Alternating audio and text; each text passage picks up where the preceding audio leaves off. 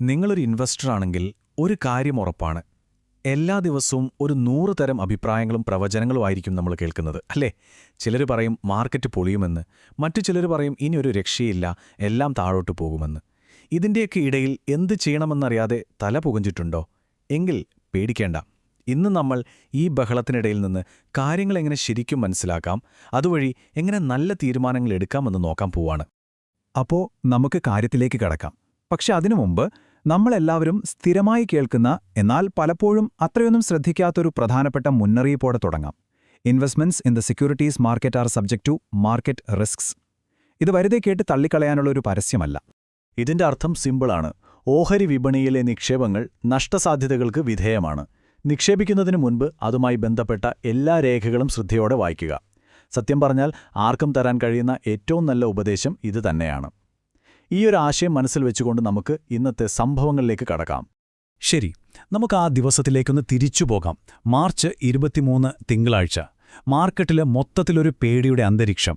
ഒരു വലിയ വീഴ്ച തൊട്ടുമുന്നിലുണ്ടെന്ന് പ്രമുഖ അനലിസ്റ്റുകളെല്ലാം ഒരേ സ്വരത്തിൽ പ്രവചിച്ചൊരു സമയം. അപ്പോ എന്തായിരുന്നു ഈ പേടിയുടെ യഥാർത്ഥ കാരണം? ഹോർമുസ് കടലിടുക്കിന്റെ പേരിൽ അമേരിക്ക ഇറാന് 48 മണിക്കൂറിന്റെ ഒരു അന്ത്യശാസനം കൊടുത്തു. അപ്പുറത്തുനിന്നും ഇപ്പുറത്തുനിന്നും ഭീഷണികൾ ഉയർന്നതോടെ ലോകം ഒരു യുദ്ധത്തിന്റെ വക്കിലെത്തി നിന്നു. ആ ഗ്ലോബൽ ടെൻഷൻ നമ്മുടെ മാർക്കറ്റിലുണ്ടാക്കിയ നെഗറ്റീവ് ഇമ്പാക്റ്റ് നോക്കൂ.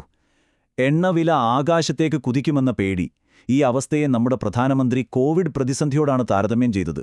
പോരാത്തതിന് സുരക്ഷിത നിക്ഷേപമെന്ന് കരുതുന്ന സ്വർണത്തിന്റെ വിലയും ഇടിയുന്നു. എല്ലാം കൂടി മാർക്കറ്റിനെ ശ്വാസം മുട്ടിക്കുന്ന ഒരവസ്ഥ. ഈ നെഗറ്റീവ് വാർത്തകളെല്ലാം കണ്ടിട്ട് പ്രമുഖ അനലിസ്റ്റുകൾ ഒരേ നിഗമനത്തിലെത്തി. മാർക്കറ്റ് നല്ല രീതിയിൽ ഇടിയാൻ പോകുന്നു. അവർ കൃത്യമായി നമ്മളെ പേടിപ്പിക്കുന്ന ചില നമ്പറുകളും പറഞ്ഞു. നിഫ്റ്റി 22,000 വരെ താഴേക്ക് പോവാമെന്ന് പലരും ഉറപ്പിച്ചു. കാരണം അവരുടെ ചാർട്ടുകൾ അനുസരിച്ച് അടുത്തൊരു പ്രധാനപ്പെട്ട സപ്പോർട്ട്, അതായത് മാർക്കറ്റിനൊരു താങ്ങ് കിട്ടാൻ സാധ്യതയുള്ള ലെവൽ അവിടെയായിരുന്നു. ശരി, അപ്പോൾ കഥയുടെ ഒരു ഭാഗം കഴിഞ്ഞു. ഇനി അടുത്തത്. ഇവിടെയാണ് ശരിക്കുള്ള ട്വിസ്റ്റ് വരുന്നത്.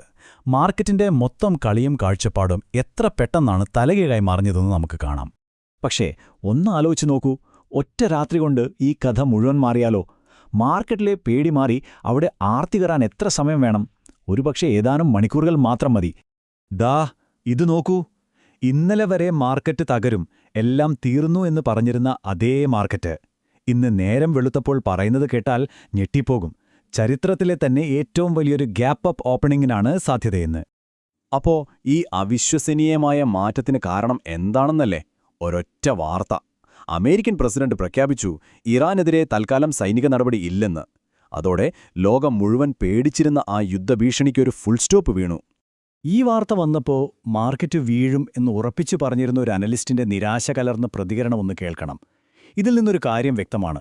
പലപ്പോഴും വ്യക്തിപരമായ വികാരങ്ങൾ പോലും മാർക്കറ്റ് അനാലിസിസിനെ സ്വാധീനിക്കാറുണ്ട്. ഈ ന്യൂസ് വന്നതിന് ശേഷമുള്ള മാർക്കറ്റിന്റെ റിയാക്ഷൻ ശരിക്കും പറഞ്ഞാൽ കിടുവായിരുന്നു. സിംഗപ്പൂർ എക്സ്ചേഞ്ചിൽ ട്രേഡ് ചെയ്യുന്ന നമ്മുടെ ഗിഫ്റ്റ് നിഫ്റ്റി ഫ്യൂച്ചറുകൾ ഏകദേശം 900 പോയിന്റാണ് ഒറ്റയടിക്ക് മുകളിലേക്ക് കുതിച്ചത്. ഇവിടെയാണ് നമ്മൾ ചോദിക്കേണ്ട ഒരു പ്രധാനപ്പെട്ട ചോദ്യം. എങ്ങനെയാണ് അനലിസ്റ്റുകൾക്ക് ഇത്ര വലിയൊരു തെറ്റുപറ്റിയത്? അവരുടെ കയ്യിലുള്ള ടൂൾസ് എന്തൊക്കെയാണ്? അവരുടെ പ്രവചനങ്ങൾക്ക് പിന്നിലെ രീതിശാസ്ത്രം എന്താണ്? നമുക്ക് അവരുടെ ആ ടൂൾ കിറ്റിലേക്കൊന്ന് എത്തിനോക്കാം. സാധാരണയായി ഒരു അനലിസ്റ്റ് പല കാര്യങ്ങൾ നോക്കിയാണ് ഒരു പ്രിഡിക്ഷൻ നടത്തുന്നത്. ലോകത്ത് നടക്കുന്ന കാര്യങ്ങൾ, കമ്പനികളുടെ പെർഫോമൻസ്, പിന്നെ പ്രധാനമായും ചാർട്ടുകളിലെ പാറ്റേണുകൾ. പിന്നെ നമ്മുടെ ഈ സ്രോതസ്സുകളിൽ കാണുന്നതുപോലെ ചിലരൊക്കെ ജ്യോതിഷം പോലുള്ള അസാധാരണമായ രീതികളും ഉപയോഗിക്കാറുണ്ട്. അപ്പോ ഈ അനലിസ്റ്റുകൾ എപ്പോഴും പറയുന്ന 2 വാക്കുകളുണ്ട്: സപ്പോർട്ടും റെസിസ്റ്റൻസും. സംഭവം സിമ്പിളാണ്. മാർക്കറ്റ് താഴേക്ക് വരുമ്പോൾ ഒരു സേഫ്റ്റി നെറ്റ് പോലെ താങ്ങി നിർത്താൻ സാധ്യതയുള്ള ലെവലാണ് സപ്പോർട്ട്.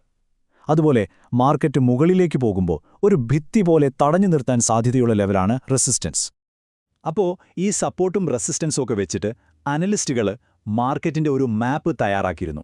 വിപണി താഴേക്ക് വന്നാൽ എവിടെയൊക്കെ താങ്ങ് കിട്ടുമെന്നും മുകളിലേക്ക് കുതിച്ചാൽ എവിടെയൊക്കെ തടസ്സങ്ങൾ നേരിടാമെന്നും അവർ ഈ ലെവലുകൾ വെച്ചാണ് പ്രവചിച്ചത്. ശരി, ഇത്രയും കാര്യങ്ങൾ നമ്മൾ കണ്ടു. ഈ സംഭവ വികാസങ്ങളിൽ നിന്നെല്ലാം സാധാരണക്കാരായ നമ്മൾക്ക് എന്താണ് പഠിക്കാനുള്ളത്? അതാണ് ഏറ്റവും പ്രധാനം.